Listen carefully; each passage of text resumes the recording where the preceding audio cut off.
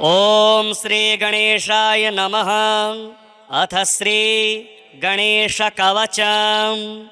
एषोचित फलो दैत्यान् बाल्येऽपि नाशयत्यहो। अग्रे किं कर्म कर्तेति न जाने मुनिसत्तमा। दैत्यानानाविधा दुष्टाः साधु देवद्रुहः खलाः।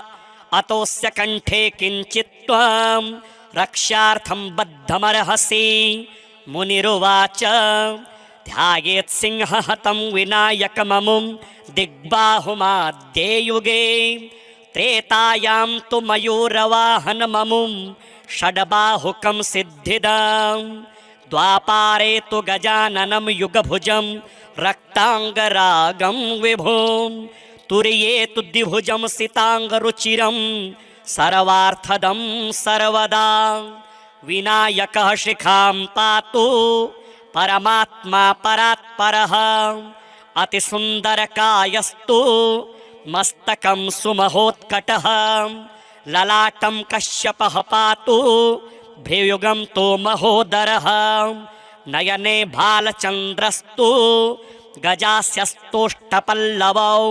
जिह्वां पातु गणक्रीडा चिबुकं गिरिजासुतः। वाचं विनायकः पातु दन्तान् रक्षतु विघ्नः। श्रवणौ पाशपाणिस्तु नासिकां चिन्तितार्थदः। गणेशस्तु मुखं कण्ठं पातु देवो गणञ्जयः। स्कन्धौ पातु गजस्कन्धः स्तनौ विघ्नविनाशनः। हृदयं गणनाथस्तु हेरम्बो जठरं महान्। धराधरः पातु पार्श्वौ पृष्ठं विघ्नहरः शुभः। लिङ्गं गुह्यं सदा पातु वक्रतुण्डो महाबलः। गणक्रीडो जानुसङ्घे ऊरो मङ्गलमूर्तिमान्। एकदन्तो महाबुद्धिः पादौ गुल्फौ सदावतु।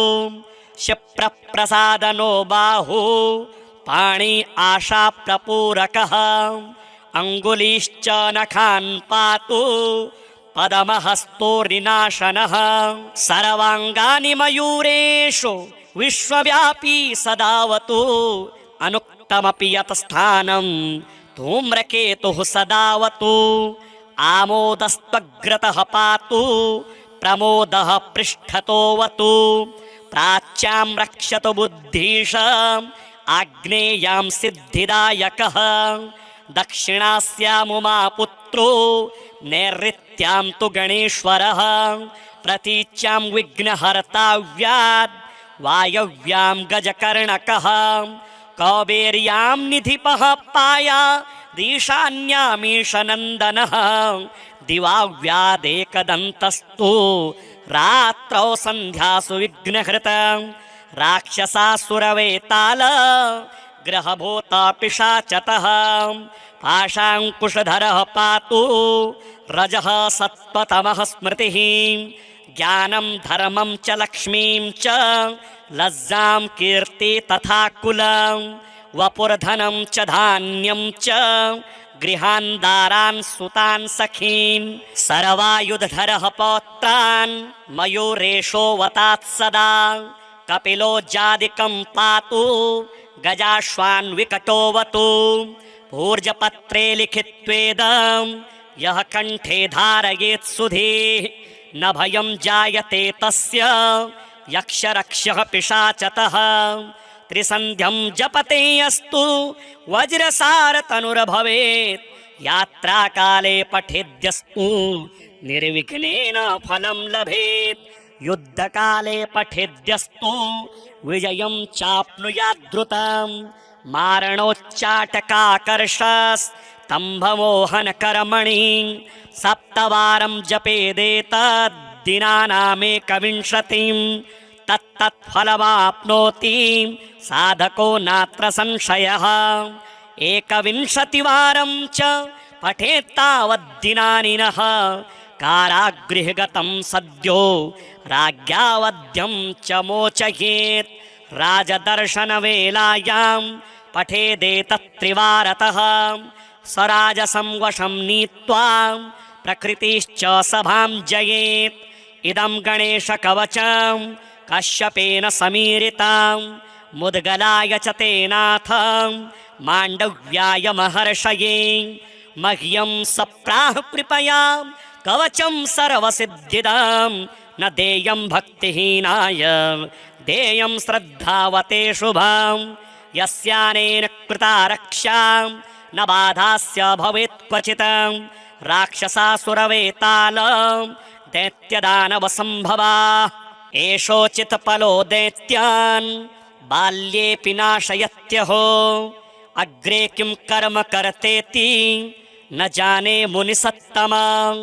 दैत्यानानाविधा दुष्टा साधु देवद्रुहः खलाः अतोऽस्य कण्ठे किञ्चित् त्वं रक्षार्थं बद्धमर्हसि। मुनिरुवाच ध्यायेत् सिंहहतं विनायकममुं दिग्बाहुमाद्ये युगे। त्रेतायां तु मयूरवाहनममुं षड्बाहुकं सिद्धिदम्। द्वापारे तु गजाननं युगभुजं रक्ताङ्गरागं विभुं। तुर्ये तु द्विभुजं सिताङ्गरुचिरं सर्वार्थदं सर्वदा। विनायकः शिखां पातु परमात्मा परात्परः अतिसुन्दरकायस्तु मस्तकं सुमहोत्कटः।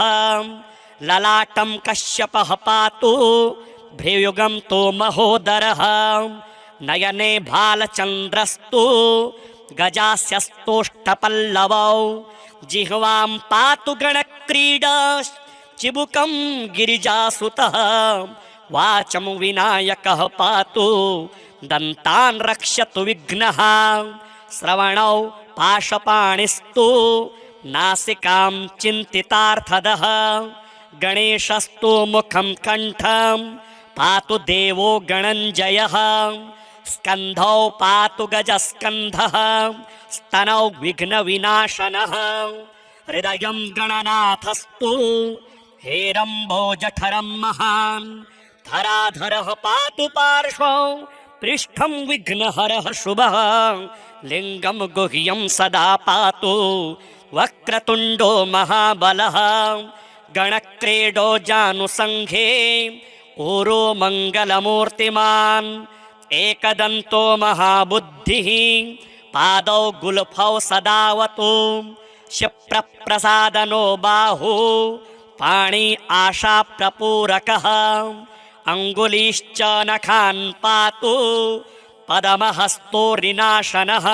सर्वाङ्गानि मयूरेषु विश्वव्यापी सदावतु।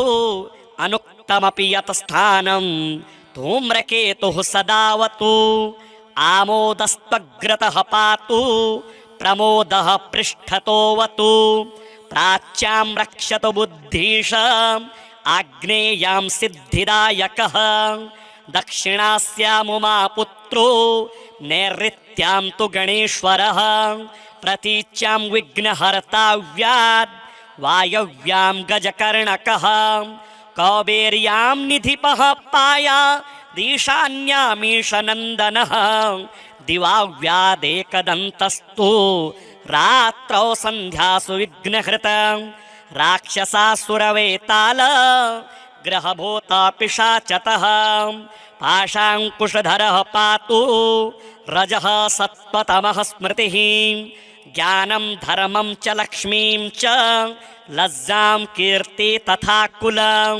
वपुर्धनं च धान्यं च गृहान् दारान् सुतान् सखीन्। सर्वायुधधरः पौत्रान् मयूरेशो वतात् सदा। कपिलो जादिकं पातु गजाश्वान् विकटोऽवतु। ऊर्जपत्रे लिखित्वेदं यः कण्ठे धारयेत् सुधीः। न भयं जायते तस्य यक्षरक्षः पिशाचतः। त्रिसन्ध्यं जपते अस्तु वज्रसारतनुर्भवेत्। यात्राकाले पठेद्यस्तु निर्विघ्नेन फलं लभेत्। युद्धकाले पठेद्यस्तु विजयं चाप्नुयाद्द्रुतं। मारणोच्चाटकाकर्षस् स्तम्भमोहनकर्मणि सप्तवारं जपेदेतद्दिनानामेकविंशतिं तत्तत्फलमाप्नोति साधको नात्र संशयः। एकविंशतिवारं च पठेत्तावद्दिनानि नः कारागृहगतं सद्यो राज्ञावध्यं च मोचयेत्। राजदर्शनवेलायां पठेदेतत्त्रिवारतः स्वराजसं वशं नीत्वा प्रकृतिश्च सभां जयेत्। इदं गणेशकवचं कश्यपेन समीरितं मुद्गलाय च तेनाथं माण्डव्याय महर्षये।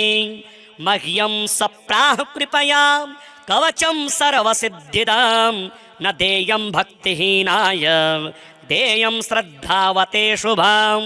यस्यानेन कृता रक्षा न बाधास्य भवेत् क्वचित् राक्षसासुरवेताल दैत्यदानवसम्भवा।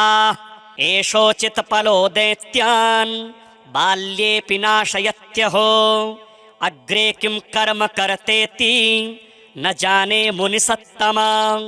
दैत्यानानाविधा दुष्टाः साधुदेवद्रुहः खलाः अतोऽस्य कण्ठे किञ्चित् त्वं रक्षार्थं बद्धमर्हसि। मुनिरुवाच ध्यायेत् सिंहहतं विनायकममुं दिग्बाहुमाद्ये युगे त्रेतायां तु मयूरवाहनममुं षड्बाहुकं सिद्धिदं। द्वापारे तु गजाननं युगभुजं रक्ताङ्गरागं विभुं तुर्ये तु द्विभुजं सिताङ्गरुचिरं सर्वार्थदं सर्वदा।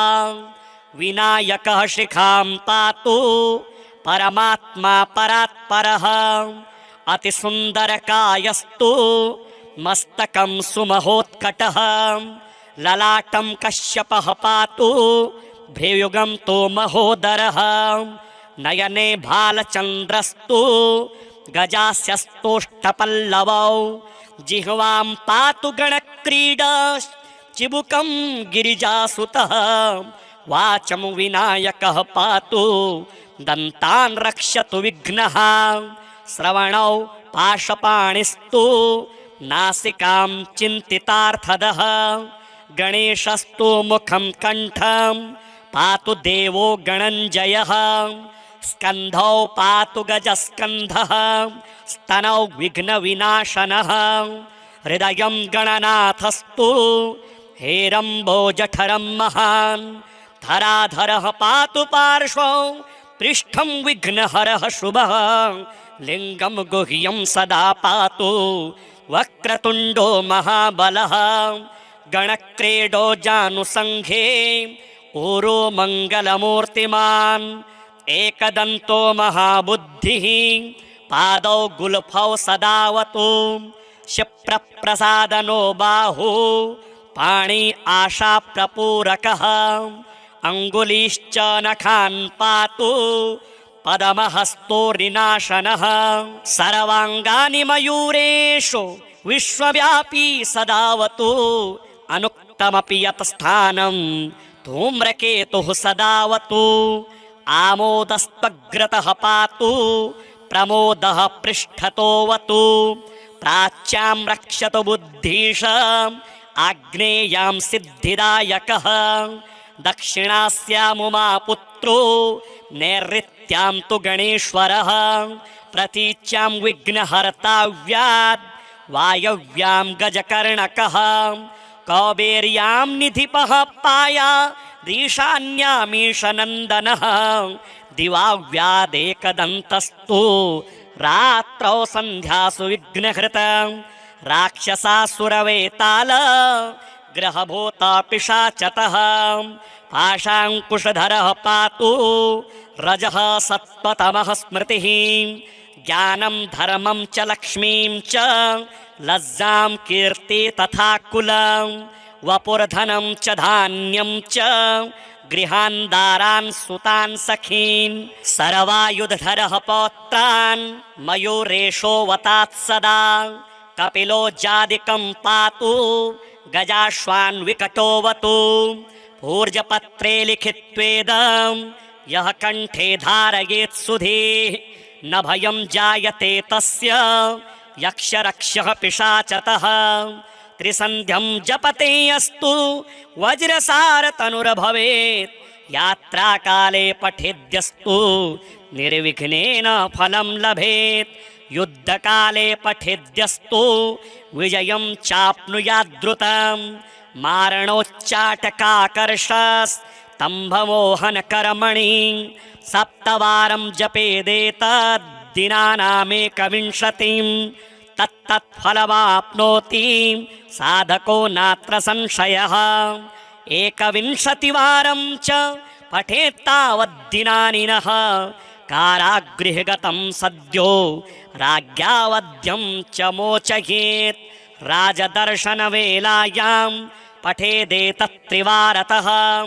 स्वराजसं वशं नीत्वा प्रकृतिश्च सभां जयेत् इदं गणेशकवचं कश्यपेन समीरितं मुद्गलाय च तेनाथ माण्डव्याय महर्षये मह्यं सप्राह कृपया कवचं सर्वसिद्धिदं न देयं भक्तिहीनाय देयं श्रद्धावते शुभं यस्यानेन कृता रक्षा न बाधास्य भवेत् क्वचित् राक्षसासुरवेताल दैत्यदानवसम्भवा एषोचित् फलो दैत्यान् बाल्येऽपि नाशयत्यहो अग्रे किं कर्म कर्तेति न जाने मुनिसत्तमा दैत्यानानाविधा दुष्टाः साधुदेवद्रुहः खलाः अतोऽस्य कण्ठे किञ्चित् त्वं रक्षार्थं बद्धमर्हसि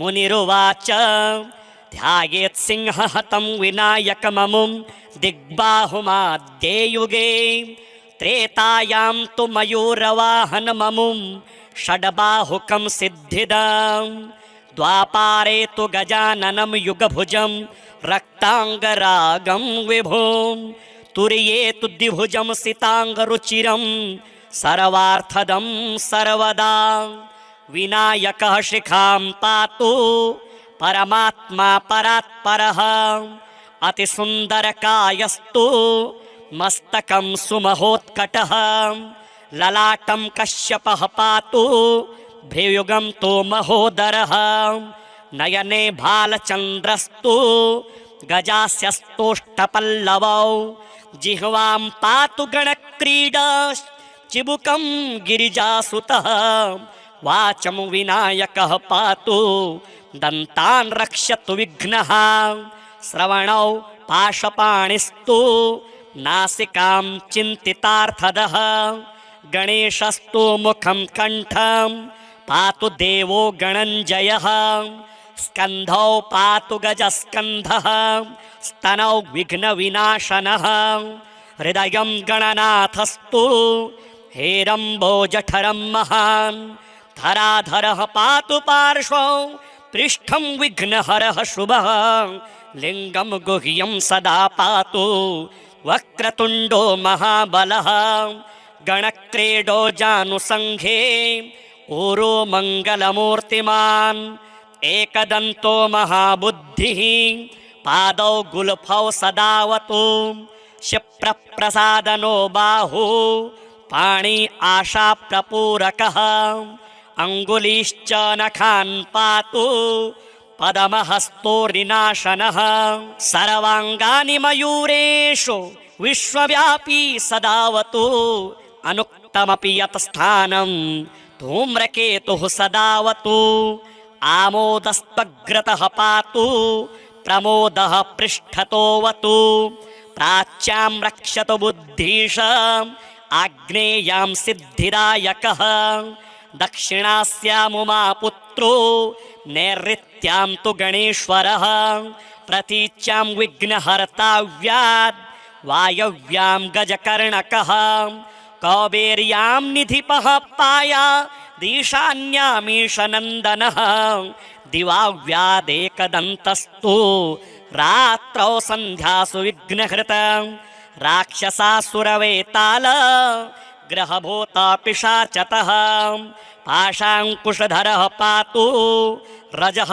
सत्त्वतमः स्मृतिः ज्ञानं धर्मं च लक्ष्मीं च लज्जां कीर्ति तथा कुलं वपुर्धनं च धान्यं च गृहान्दारान् सुतान् सखीन् सर्वायुधधरः पौत्रान् मयूरेशो वतात् सदा कपिलो जादिकं पातु गजाश्वान् विकटोऽवतु ऊर्जपत्रे लिखित्वेदं यः कण्ठे धारयेत् सुधीः न भयं जायते तस्य यक्षरक्षः पिशाचतः त्रिसन्ध्यं जपते अस्तु वज्रसारतनुर्भवेत् यात्राकाले पठेद्यस्तु निर्विघ्नेन फलं लभेत् युद्धकाले पठेद्यस्तु विजयं चाप्नुयाद्रुतं मारणोच्चाटकाकर्षस्तम्भमोहनकर्मणि सप्तवारं जपेदेतद्दिनानामेकविंशतिं तत्तत्फलमाप्नोति साधको नात्र संशयः 21वारं च पठेत्तावद्दिनानि नः कारागृहगतं सद्यो राज्ञावध्यं च मोचयेत् राजदर्शनवेलायां पठेदेतत्त्रिवारतः स्वराजसं वशं नीत्वा प्रकृतिश्च सभां जयेत् इदं गणेशकवचं कश्यपेन समीरितं मुद्गलाय च तेनाथ माण्डव्याय महर्षये मह्यं सप्राह कृपया कवचं सर्वसिद्धिदं न देयं भक्तिहीनाय देयं श्रद्धावते शुभं यस्यानेन कृता रक्षा न बाधास्य भवेत् क्वचित्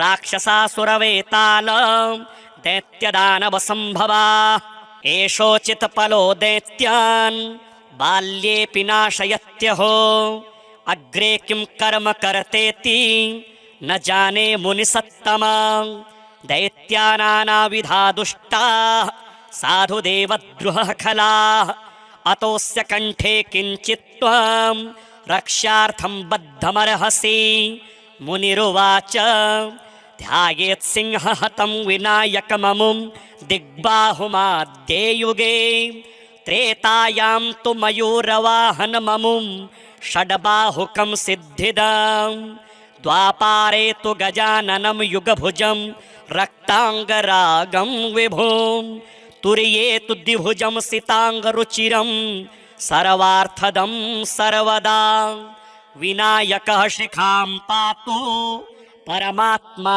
परात्परः अतिसुन्दरकायस्तु मस्तकं सुमहोत्कटः ललाटं कश्यपः पातु भ्रियुगं तु महोदरः नयने भालचन्द्रस्तु गजास्यस्तोष्ठपल्लवौ जिह्वां पातु गणक्रीडा चिबुकं गिरिजासुतः वाचं विनायकः पातु दन्तान् रक्षतु विघ्नः श्रवणौ पाशपाणिस्तु नासिकां चिन्तितार्थदः गणेशस्तु मुखं कण्ठं पातु देवो गणञ्जयः स्कन्धौ पातु गजस्कन्धः स्तनौ विघ्नविनाशनः हृदयं गणनाथस्तु हेरम्बोजठरं महान् धराधरः पातु पार्श्वौ पृष्ठं विघ्नहरः शुभः लिङ्गं गुह्यं सदा पातु वक्रतुण्डो महाबलः गणक्रीडो जानुसङ्घे ऊरो मङ्गलमूर्तिमान् एकदन्तो महाबुद्धिः पादौ गुल्फौ सदावतु क्षिप्रप्रसादनो बाहु पाणि आशाप्रपूरकः अङ्गुलीश्च नखान् पातु पदमहस्तोरिनाशनः सर्वाङ्गानि मयूरेषु विश्वव्यापी सदावतु अनुक्तमपि यत् स्थानं धूम्रकेतुः सदावतु आमोदस्त्वग्रतः पातु प्रमोदः पृष्ठतोऽवतु प्राच्यां रक्षतु बुद्धीश आग्नेयां सिद्धिदायकः दक्षिणास्यामुमापुत्रो नैऋत्यां तु गणेश्वरः प्रतीच्यां विघ्नहर्ताव्याद् वायव्यां गजकर्णकः कौबेर्यां निधिपः पाया ईशान्यामीशनन्दनः दिवाव्यादेकदन्तस्तु रात्रौ सन्ध्यासु विघ्नहृतं राक्षसासुरवेताल ग्रहभूता पिशाचतः पाशाङ्कुशधरः पातु रजः सत्त्वतमः स्मृतिः ज्ञानं धर्मं च लक्ष्मीं च लज्जां कीर्ति तथा कुलं वपुर्धनं च धान्यं च गृहान्दारान् सुतान् सखीन् सर्वायुधधरः पौत्रान् मयूरेशो वतात् सदा कपिलो जादिकं पातु गजाश्वान् विकटोऽवतु ऊर्जपत्रे लिखित्वेदं यः कण्ठे धारयेत् सुधीः न भयं जायते तस्य यक्षरक्षः पिशाचतः त्रिसन्ध्यं जपते अस्तु वज्रसारतनुर्भवेत् यात्राकाले पठेद्यस्तु निर्विघ्नेन फलं लभेत् युद्धकाले पठेद्यस्तु विजयं चाप्नुयाद्रुतं मारणोच्चाटकाकर्षस्तम्भमोहनकर्मणि सप्तवारं जपेदेतद्दिनानामेकविंशतिं तत्तत्फलमाप्नोति साधको नात्र संशयः एकविंशतिवारं च पठेत्तावद्दिनानि नः कारागृहगतं सद्यो राज्ञावध्यं च मोचयेत् राजदर्शनवेलायां पठेदेतत्त्रिवारतः स्वराजसं वशं नीत्वा प्रकृतिश्च सभां जयेत् इदं गणेशकवचं कश्यपेन समीरितं मुद्गलाय च तेनाथ माण्डव्याय महर्षये मह्यं सप्राह कृपया कवचं सर्वसिद्धिदं न देयं भक्तिहीनाय देयं श्रद्धावते शुभं यस्यानेन कृता रक्षा न बाधास्य भवेत् क्वचित् राक्षसासुरवेताल दैत्यदानवसम्भवा एषोचित्फलो दैत्यान् बाल्येऽपि नाशयत्यहो अग्रे किं कर्म कर्तेति न जाने मुनिसत्तमा दैत्यानानाविधा दुष्टाः साधुदेवद्रुहः खलाः अतोऽस्य कण्ठे किञ्चित् त्वं रक्षार्थं बद्धमर्हसि मुनिरुवाच ध्यायेत् सिंहहतं विनायकममुं दिग्बाहुमाद्ये युगे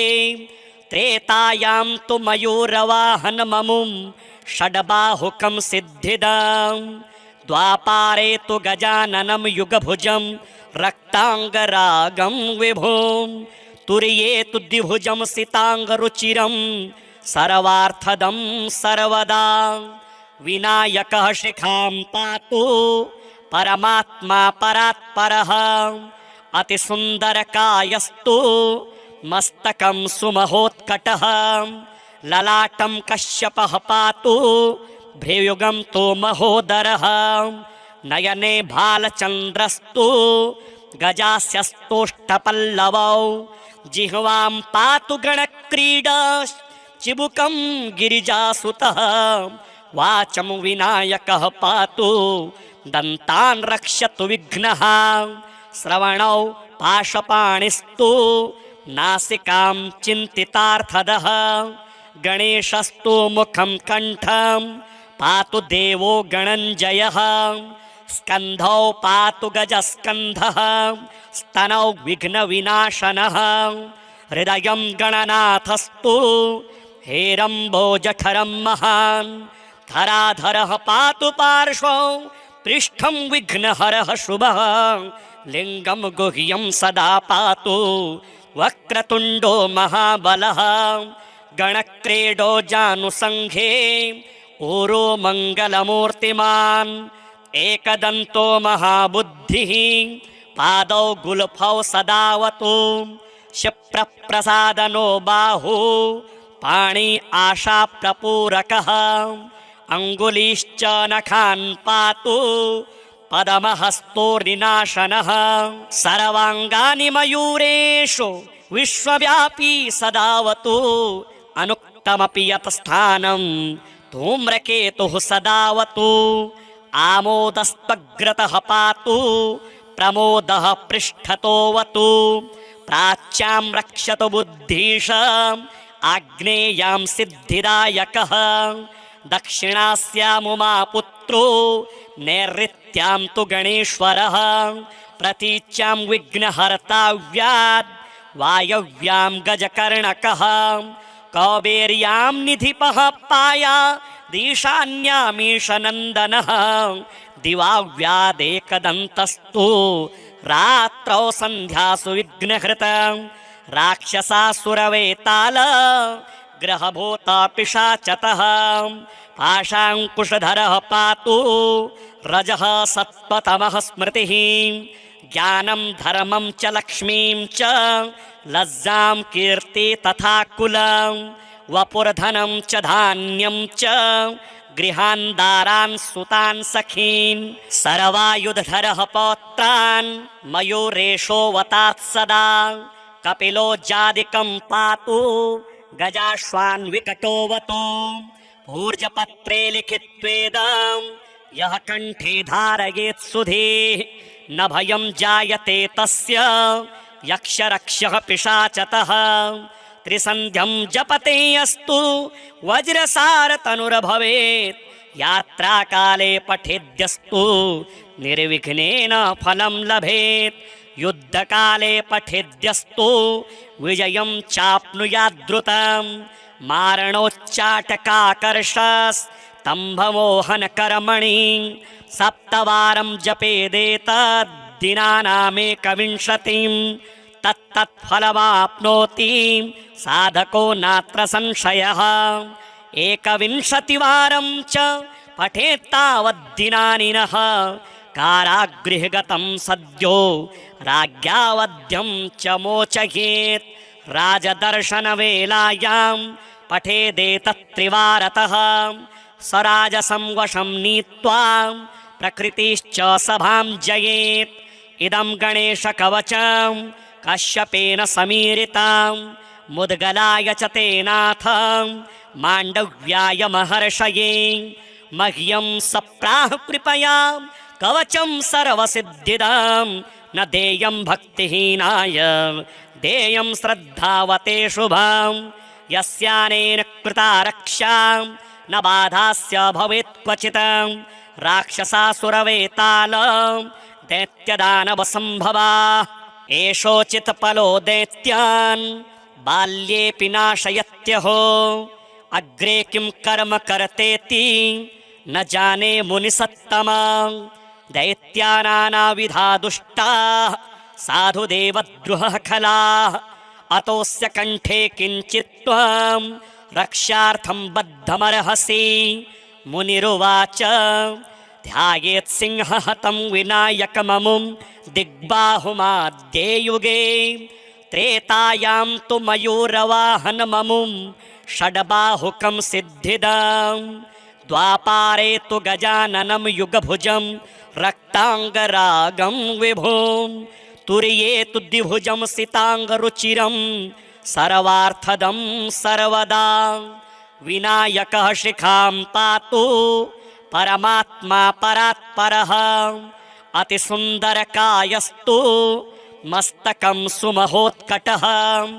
ललाटं कश्यपः पातु भ्रियुगं तु महोदरः नयने भालचन्द्रस्तु गजास्यस्तोष्टपल्लवौ जिह्वां पातु गणक्रीडा चिबुकं गिरिजासुतः वाचं विनायकः पातु दन्तान् रक्षतु विघ्नः श्रवणौ पाशपाणिस्तु नासिकां चिन्तितार्थदः गणेशस्तु मुखं कण्ठं पातु देवो गणञ्जयः स्कन्धौ पातु गजस्कन्धः स्तनौ विघ्नविनाशनः हृदयं गणनाथस्तु हेरम्बो जठरं महान् धराधरः पातु पार्श्वौ पृष्ठं विघ्नहरः शुभः लिङ्गं गुह्यं सदा पातु वक्रतुण्डो महाबलः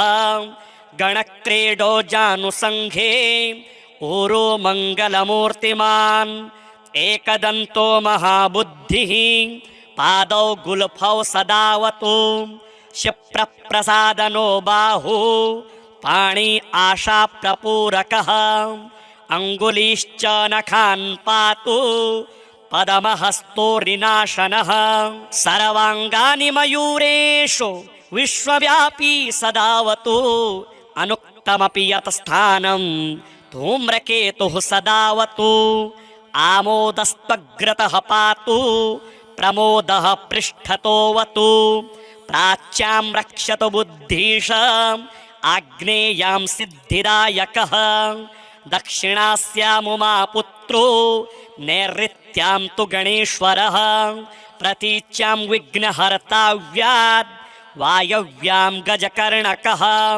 कौबेर्यां निधिपः पाया ईशान्यामीशनन्दनः दिवाव्यादेकदन्तस्तु रात्रौ सन्ध्यासु विघ्नहृतं राक्षसासुरवेताल ग्रहभूता पिशाचतः पाशाङ्कुशधरः पातु रजः सत्त्वतमः स्मृतिः ज्ञानं धर्मं च लक्ष्मीं च लज्जां कीर्ति तथा कुलं वपुर्धनं च धान्यं च गृहान् दारान् सुतान् सखीन् सर्वायुधधरः पौत्रान् मयूरेशो वतात् सदा कपिलो जादिकं पातु गजाश्वान् विकटोऽवतु भूर्जपत्रे लिखित्वेदं यः कण्ठे धारयेत् सुधीः न भयं जायते तस्य यक्षरक्षः पिशाचतः त्रिसन्ध्यं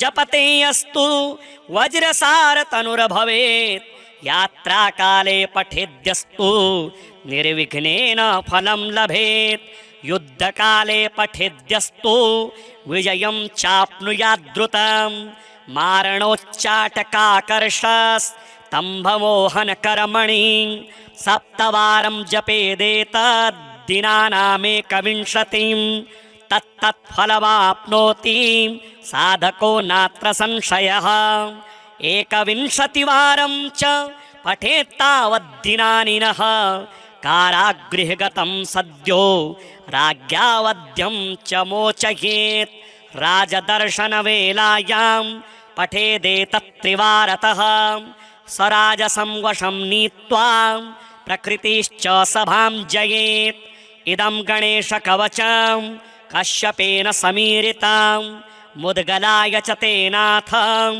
माण्डव्याय महर्षये मह्यं सप्राह कृपया कवचं सर्वसिद्धिदं न देयं भक्तिहीनाय देयं श्रद्धावते शुभं यस्यानेन कृता रक्षा न बाधास्य भवेत् क्वचित् राक्षसासुरवेताल दैत्यदानवसम्भवा एषोचित्फलो दैत्यान् बाल्येऽपि नाशयत्यहो अग्रे किं कर्म कर्तेति न जाने मुनिसत्तमा दैत्यानानाविधा दुष्टाः साधुदेवद्रुहः खलाः अतोऽस्य कण्ठे किञ्चित् त्वं रक्षार्थं बद्धमर्हसि मुनिरुवाच ध्यायेत् सिंहहतं विनायकममुं दिग्बाहुमाद्ये युगे त्रेतायां तु मयूरवाहनममुं षड्बाहुकं सिद्धिदं द्वापारे तु गजाननं युगभुजं रक्ताङ्गरागं विभुं तुर्ये तु द्विभुजं सिताङ्गरुचिरं सर्वार्थदं सर्वदा विनायकः शिखां पातु परमात्मा परात्परः अतिसुन्दरकायस्तु मस्तकं सुमहोत्कटः ललाटं कश्यपः पातु भ्रियुगं तु महोदरः नयने भालचन्द्रस्तु गजास्यस्तोष्टपल्लवौ जिह्वां पातु गणक्रीडा चिबुकं गिरिजासुतः वाचं विनायकः पातु दन्तान् रक्षतु विघ्नः श्रवणौ पाशपाणिस्तु नासिकां चिन्तितार्थदः गणेशस्तु मुखं कण्ठं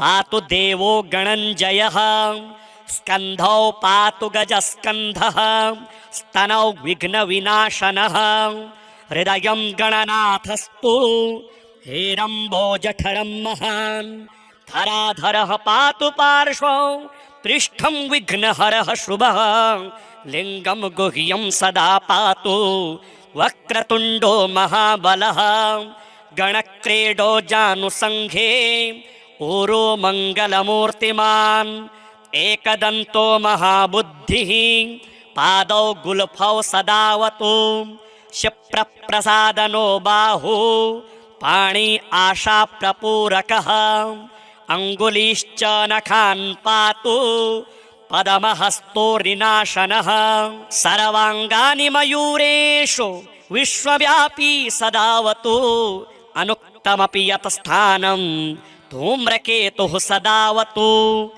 आमोदस्त्वग्रतः पातु प्रमोदः पृष्ठतोऽवतु प्राच्यां रक्षतु बुद्धीश आग्नेयां सिद्धिदायकः दक्षिणास्यामुमापुत्रो नैऋत्यां तु गणेश्वरः प्रतीच्यां विघ्नहर्ताव्याद् वायव्यां गजकर्णकः कौबेर्यां निधिपः पाया ईशान्यामीशनन्दनः दिवाव्यादेकदन्तस्तु रात्रौ सन्ध्यासु विघ्नहृतं राक्षसासुरवेताल ग्रहभूता पिशाचतः पाशाङ्कुशधरः पातु रजः सत्त्वतमः स्मृतिः ज्ञानं धर्मं च लक्ष्मीं च लज्जां कीर्ति तथा कुलं वपुर्धनं च धान्यं च गृहान् दारान् सुतान् सखीन्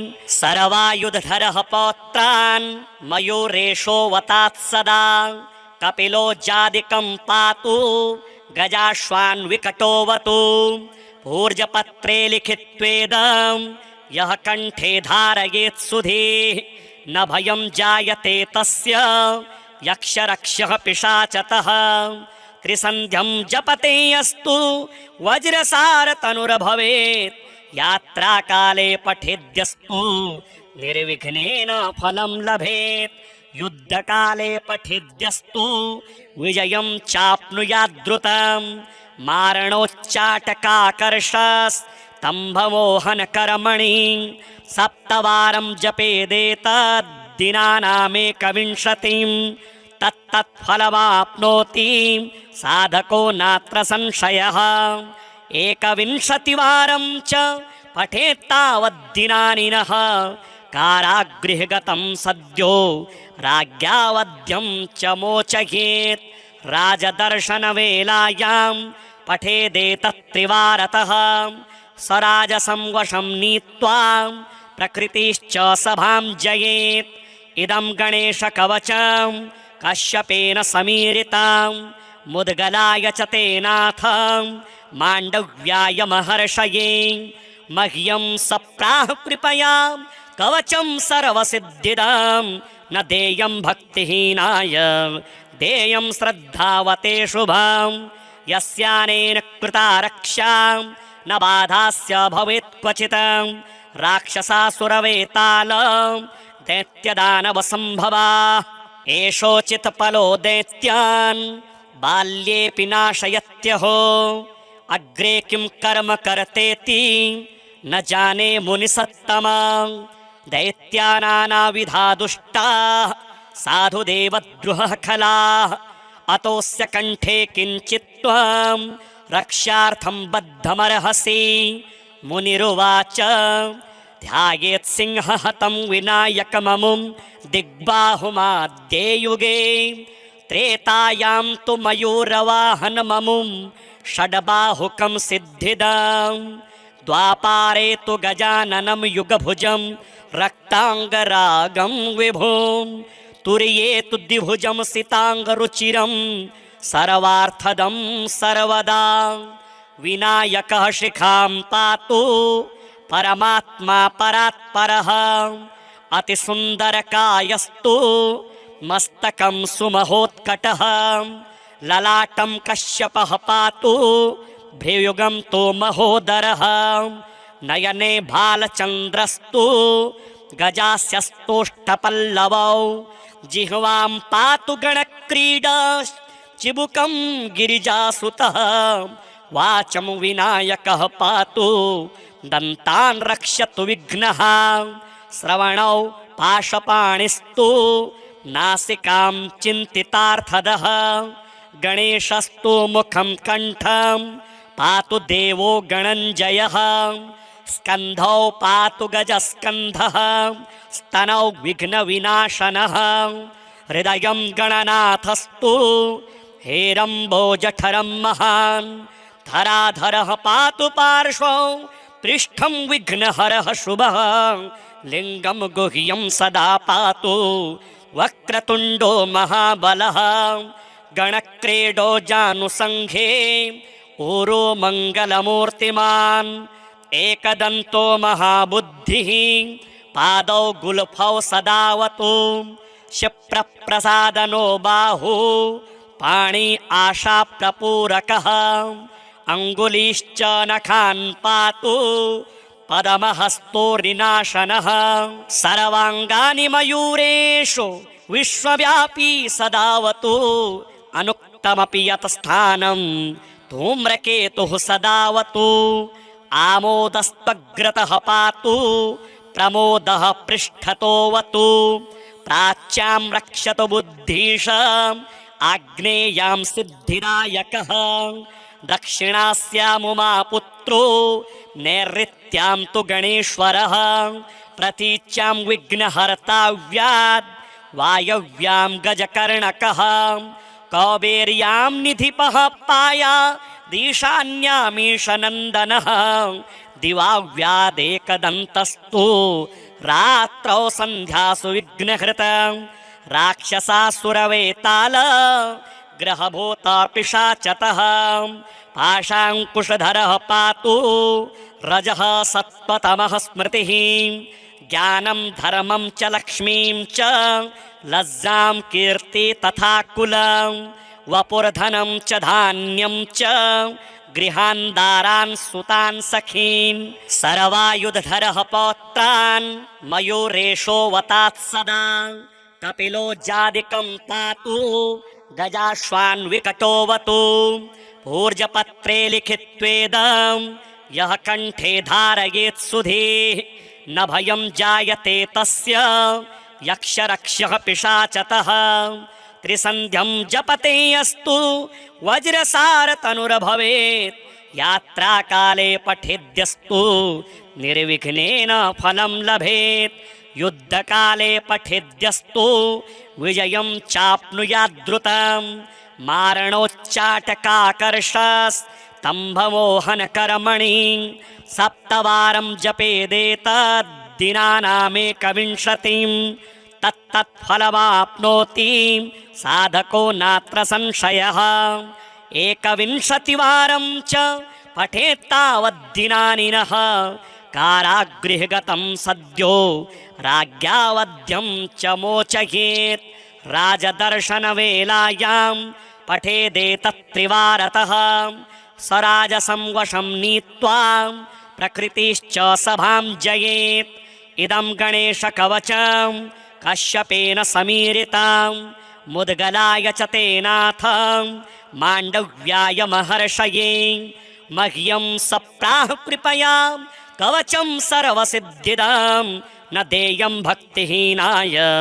देयं श्रद्धावते शुभं यस्यानेन कृता रक्षा न बाधास्य भवेत् क्वचित् राक्षसासुरवेताल दैत्यदानवसम्भवा एषोचित्फलो दैत्यान् बाल्येऽपि नाशयत्यहो अग्रे किं कर्म कर्तेति न जाने मुनिसत्तमा दैत्यानानाविधा दुष्टाः साधुदेवद्रुहः खलाः अतोऽस्य कण्ठे किञ्चित् त्वं रक्षार्थं बद्धमर्हसि मुनिरुवाच ध्यायेत् सिंहहतं विनायकममुं दिग्बाहुमाद्ययुगे त्रेतायां तु मयूरवाहनममुं षड्बाहुकं सिद्धिदां द्वापारे तु गजाननं युगभुजं रक्ताङ्गरागं विभुं तुर्ये तु द्विभुजं सिताङ्गरुचिरं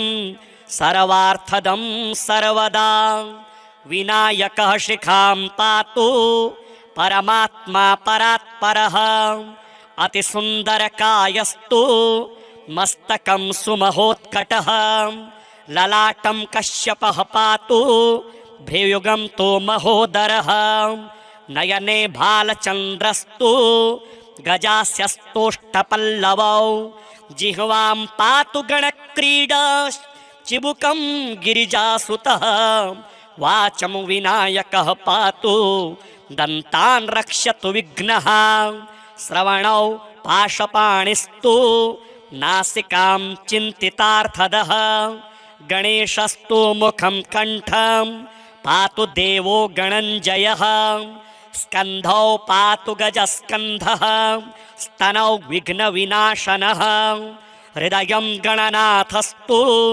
हेरम्बोजठरं महान् धराधरः पातु पार्श्वौ पृष्ठं विघ्नहरः शुभः लिङ्गं गुह्यं सदा पातु वक्रतुण्डो महाबलः गणक्रीडो जानुसङ्घे ऊरो मङ्गलमूर्तिमान् एकदन्तो महाबुद्धिः पादौ गुल्फौ सदावतु क्षिप्रप्रसादनो बाहु पाणि आशाप्रपूरकः अङ्गुलीश्च नखान् पातु पदमहस्तोरिनाशनः सर्वाङ्गानि मयूरेषु विश्वव्यापी सदावतु अनुक्तमपि यत् स्थानं धूम्रकेतुः सदावतु आमोदस्त्वग्रतः पातु प्रमोदः पृष्ठतोऽवतु प्राच्यां रक्षतु बुद्धीश आग्नेयां सिद्धिदायकः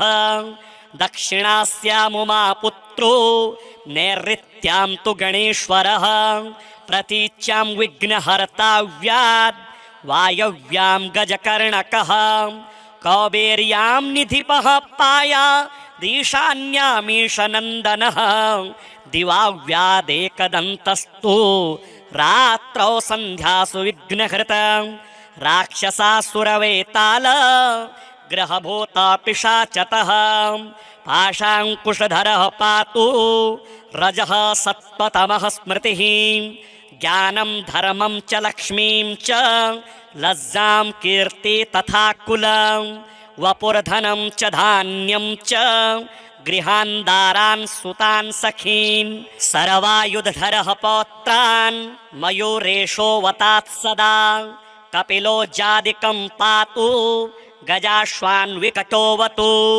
भूर्जपत्रे लिखित्वेदं यः कण्ठे धारयेत् सुधीः न भयं जायते तस्य यक्षरक्षः पिशाचतः त्रिसन्ध्यं जपते अस्तु वज्रसारतनुर्भवेत् यात्राकाले पठेद्यस्तु निर्विघ्नेन फलं लभेत् युद्धकाले पठेद्यस्तु विजयं चाप्नुयाद्रुतं मारणोच्चाटकाकर्षस्तम्भमोहनकर्मणि सप्तवारं जपेदेतद्दिनानामेकविंशतिं तत्तत्फलमाप्नोति साधको नात्र संशयः 21वारं च पठेत्तावद्दिनानि नः कारागृहगतं सद्यो राज्ञावध्यं च मोचयेत् राजदर्शनवेलायां पठेदेतत्त्रिवारतः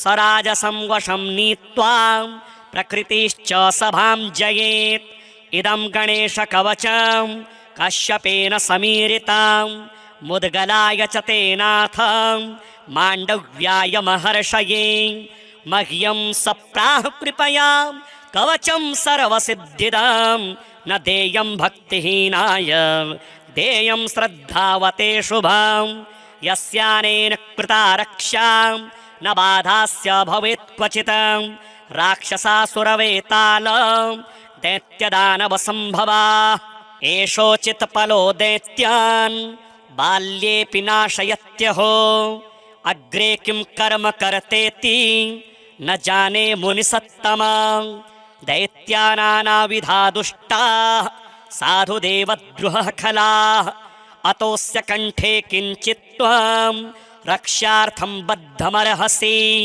मुनिरुवाच ध्यायेत् सिंहहतं विनायकममुं दिग्बाहुमाद्ये युगे त्रेतायां तु मयूरवाहनममुं षड्बाहुकं सिद्धिदां द्वापारे तु गजाननं युगभुजं रक्ताङ्गरागं विभुं तुर्ये तु द्विभुजं सिताङ्गरुचिरं सर्वार्थदं सर्वदा विनायकः शिखां पातु परमात्मा परात्परः अतिसुन्दरकायस्तु मस्तकं सुमहोत्कटः ललाटं कश्यपः पातु भ्रुयुगं तु महोदरः नयने भालचन्द्रस्तु गजास्यस्तोष्ठपल्लवौ जिह्वां पातु गणक्रीडा चिबुकं गिरिजासुतः वाचं विनायकः पातु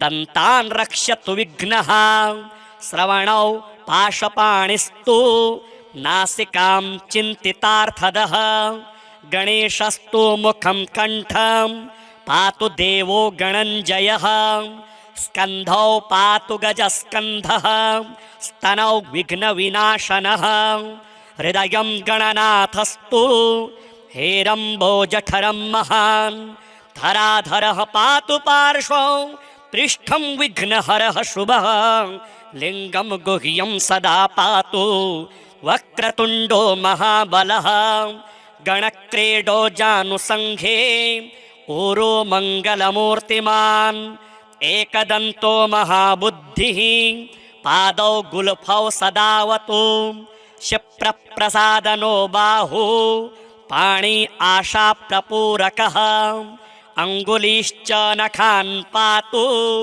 पदमहस्तोरिनाशनः सर्वाङ्गानि मयूरेषु विश्वव्यापी सदावतु अनुक्तमपि यतस्थानं धूम्रकेतुः सदावतु आमोदस्त्वग्रतः पातु प्रमोदः पृष्ठतोऽवतु प्राच्यां रक्षतु बुद्धीश आग्नेयां सिद्धिदायकः दक्षिणास्यामुमा पुत्रो नैऋत्यां तु गणेश्वरः प्रतीच्यां विघ्नहर्ताव्यात् वायव्यां गजकर्णकः कौबेर्यां निधिपः पाया ईशान्यामीशनन्दनः दिवाव्यादेकदन्तस्तु रात्रौ सन्ध्यासु विघ्नहृतं राक्षसासुरवेताल ग्रहभूता पिशाचतः पाशाङ्कुशधरः पातु रजः सत्त्वतमः स्मृतिः ज्ञानं धर्मं च लक्ष्मीं च लज्जां कीर्ति तथा कुलं वपुर्धनं च धान्यं च गृहान् दारान् सुतान् सखीन् सर्वायुधधरः पौत्रान् मयूरेशो वतात् सदा कपिलो जादिकं पातु गजाश्वान् विकटोऽवतु भूर्जपत्रे लिखित्वेदं यः कण्ठे धारयेत् सुधीः न भयं जायते तस्य यक्षरक्षः पिशाचतः त्रिसन्ध्यं जपते अस्तु वज्रसारतनुर्भवेत् यात्राकाले पठेद्यस्तु निर्विघ्नेन फलं लभेत् युद्धकाले पठेद्यस्तु विजयं चाप्नुयाद्रुतं मारणोच्चाटकाकर्षस्तम्भमोहनकर्मणि